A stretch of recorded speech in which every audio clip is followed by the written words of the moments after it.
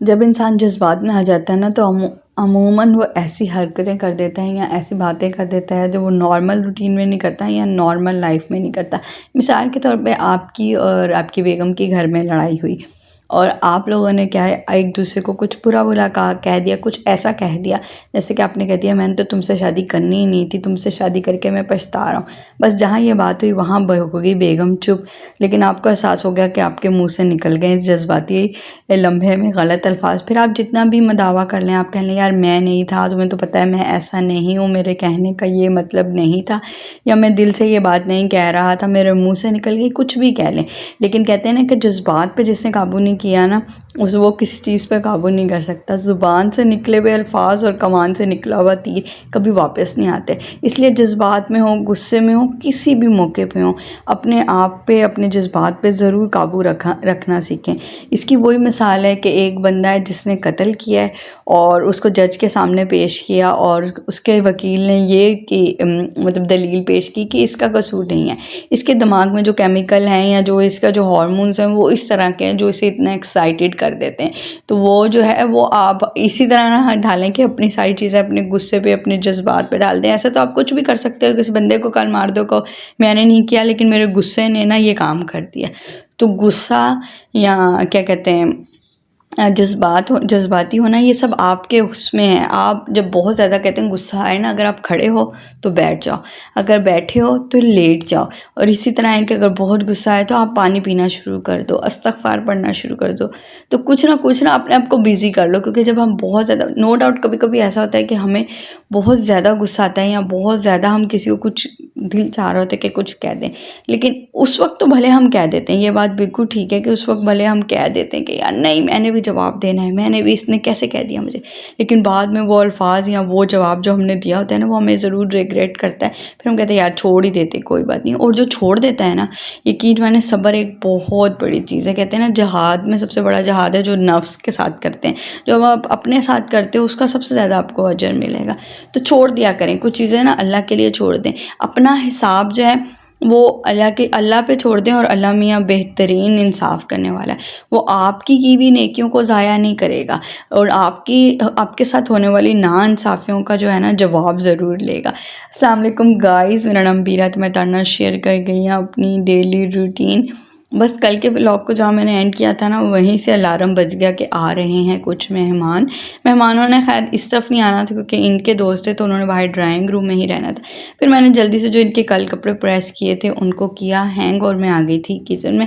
इत्तेफाकी ऐसा हुआ कि अदरक लहसुन का पेस्ट मेरा ख़त्म हुआ था, तो मैंने साथ ही उसको ग्राइंड कर लिया है। और सालन में मैं बना रही थी मटन ग्रेवी और साथ में बना रही हूँ बिरयानी की मैं बिल्कुल रेसिपी नहीं दूंगी क्योंकि आज से मैं तकरीबन 2-3 व्लॉग पहले जो दावत व्लॉग था उसमें मैंने प्रॉपर तरीके से आपको बिरयानी की रेसिपी दी है। अगर आप चाहें तो जाके ना उसको देख लें, और उससे मैं बहुत झटपट से ना जल्दी से बिरयानी बना लेती हूँ क्योंकि मेरे साथ है 2 बच्चों का साथ, और फिर मैं बहुत ज़्यादा ना वो नहीं करती कि ये भी डाल दूँ, ये भी पीस लूँ, ऐसे भी कर लूँ। थोड़े से इंग्रेडिएंट से और झटपट सी बनने वाली बिरयानी ना मैं बनाती हूँ, और वही अब हमें खाने की आदत हो गई है, जिसने भी खाई है सबको पसंद ही आई है। तो बस मटन भी मेरा तकरीबन जो है करीब था पकने के, इसकी मैं भुनाई कर रही थी और उसके बाद मैं थोड़ा सा इसके अंदर पानी डाल दूँगी ताकि थोड़ी ना थिक सी रिची सी ग्रेवी इसकी बन जाए। बिल्कुल अगर ग्रेवी नहीं बनाते तो हमारे घर वाले जो है ना मटन इस तरह रॉ खाने के हक़ में नहीं है, सिवाय कोई है कि कोई ख़ास ईदों वीदों की दावत हो तो हम कोई भुना हुआ मटन या कोई ब्राउन मटन या कुछ ऐसा बना लें, वरना नॉर्मली अगर हमने नान के साथ खाना हो या ज़्यादा लोगों में सर्व करना हो तो मैं हल्की सी ना इसकी ग्रेवी तैयार कर लेती हूँ कि हमें नान के साथ ही अक्सर ये जो मटन है ये पसंद आता है। इधर जी मटन को अच्छी तरह भुनाई करके मैंने इसके अंदर डाल दिया था पानी, और उसको 1-2 बॉयल आएंगे तो दम पे रख दूँगी। दूसरी तरफ हमारी जो बिरयानी का चिकन है वो भी रेडी हो गया था, धनिया पुदीना डाला है, नींबू डाला है, और बॉयल किए हुए जो चावल हैं वो मैंने डाल दिए। ऊपर जो रिमेनिंग धनिया पुदीना बच गया था वो मैंने डाल दिया है। थोड़ा सा 2-3 नींबू के स्लाइस पड़े थे वो डाल दिए। अब इसको भी मैं 10 मिनट के लिए हल्की आँच पे दे दूँगी दम। तकरीबन ये रात का टाइम था जब मैं दावत प्रिपेयर कर रही थी, तो मुझे ये था कि मैं साथ साथ किचन को भी समेट लूँ, क्योंकि फिर बहुत लेट हो जाते हैं तो सुबह बच्चों ने जाना होता है स्कूल और फिर उनकी नींद काफ़ी डिस्टर्ब हो जाती है। तो जब तक मेहमान अभी नहीं आए थे और मेरे दोनों चीज़ें पक भी गई थी, तो उसके बाद मैं किचन समेटा समेटी की तरफ आ गई। मुझे फीडर बॉयल करने थे मीना के, उनके लिए मैंने पानी रखा, इनके लंच बॉक्सेस वगैरह धोए हैं, क्लीन किए हैं। इनके बैग जो हैं मैंने रीचेक किए एक बार। होता है कि रात सोने से पहले ना एक दफ़ा मैं इनके बैग चेक कर लेती हूँ कि उसमें सारी स्टेशनरी वगैरह और बुक्स वगैरह पूरी हैं, क्योंकि शेड्यूल वाइज बुक लेके जानी होती है। रोज़ जो है सेम बुक्स नहीं जाती हाजिक की। मीना की तो सिर्फ एक डायरी है कि जो रोज़ बैग में जाती है, एक डायरी और एक लंच बॉक्स, लेकिन हाजिक की शेड्यूल वाइज होती है। उन्होंने शेड्यूल दिया हुआ है कि किस दिन आपने कौन से सब्जेक्ट की बुक लानी है। तो मुझे होता है कि मैं रीअरेंज करूँ, रोज़ ही मुझे अरेंजमेंट करनी पड़ती है।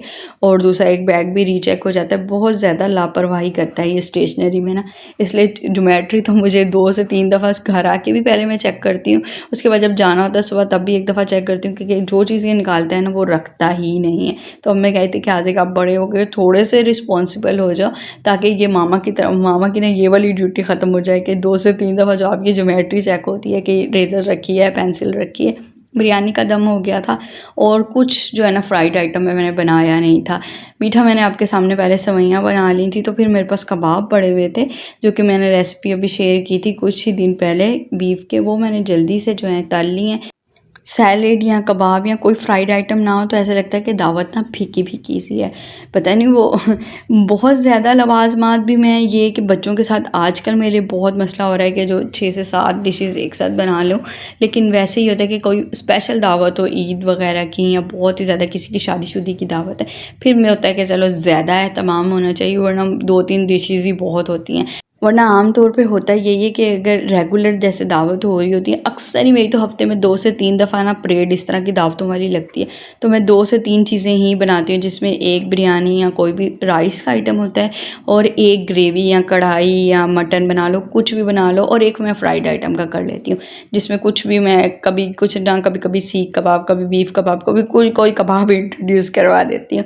तो बस जी खाना बाहर से मतलब नान वगैरह बाहर से आ गए थे, और चीज़ें जो है ना अब मैं रखने की तरफ आ गई थी, क्योंकि शोर मच गया था कि मेहमान आ गए और खाना जल्दी-जल्दी रख दो। मुझे भी ये था कि खाएँ और मैं बर्तन धोऊँ और मैं भी लेटूँ। इस टाइम तक पता है एक टाइम खाना बनाना हो ना, फिर आप फिर भी फ्रेश रहते हो। जैसे दोपहर का मैंने कल आपके साथ जो वीडियो शेयर की उसमें बनाया था, और वाइट कढ़ाई, और इस टाइम फिर ये कि मुझे शाम में जब दोबारा बनाना पड़ता है तो वो डबल काम हो जाता है, क्योंकि सुबह भी आप अच्छी खासी एक हेक्टिक रूटीन से गुजर चुके होते हो किचन की, और शाम में भी फिर अगर दोबारा आपको किचन में जाना पड़े, यूजुअली एक टाइम खाना बने तो वो बहुत ही जो है ना कंफर्टेबल सा रहता है। मैं सबको ये मशवरा दूंगी कि ज़्यादा बना लें, एक टाइम में बना लें, अगर आप सिर्फ घर वाले। अगर मेहमान आ गए वो तो चलो एक्सेप्शनल केस है, वो आपको 2 से 3 दफ़ा भी दिन में बनाना पड़ जाता है। तो उसके बाद जी मैं बना रही थी ड्रिंक में मैंगो मोजितो, इसकी भी मैं रेसिपी जो है आपके साथ शेयर कर चुकी हूँ। बहुत मज़े का बनता है, और जो मेरे स्टोर किए हुए मैंगो है ना वो अब तक चल रहे हैं। मुझे लग रहा है कि अगली 4 से 5 दावतें ना अगर मैंने मैंगो मुजीता बनाना पड़ा तो आराम से बन जाएगा। उसके बाद जी कोई और ड्रिंक की तरफ आ जाएंगे, सिंपल पुदीने के साथ भी बनती है, फिर मैं आपके साथ वो शेयर करने लग जाऊँगी। लेकिन फ़िलहाल तक मैंगो के जो मज़े हैं ना, ये मैं अपने मेहमानों को दे रही हूँ। इसके साथ ही मैं आज के व्लॉग को कर देती हूँ एंड। उम्मीद करती हूँ आपको पसंद आया होगा। वीडियो कर दीजिएगा लाइक, चैनल को कर दीजिएगा सब्सक्राइब। मिलूँगी आपसे नेक्स्ट वीडियो में। अपना और अपने प्यारों का बहुत ज़्यादा ख्याल रखिएगा, और वीडियो को यार शेयर कर दिया करें। वीडियो बहुत कम लोग जो है ना शेयर करते हैं और लाइक करते हैं। अल्लाह हाफिज़।